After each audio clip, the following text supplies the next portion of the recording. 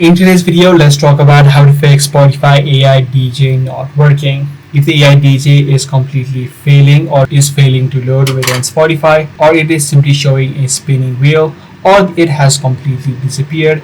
In this situation, the first thing that you need to ensure is that you have not turned on any sort of VPNs within your device. If you have, make sure you turn it off and try to see if the issue is resolved. Alongside that, what you can also try out is try to update the application. So simply hop out of the application, head over to your Play Store or the App Store and simply update the application. Now, even after trying both of these steps, you're still facing this issue. The other thing that you can try out is try to clear out the app cache. Simply tap and hold the app of Spotify, head over to the eye icon.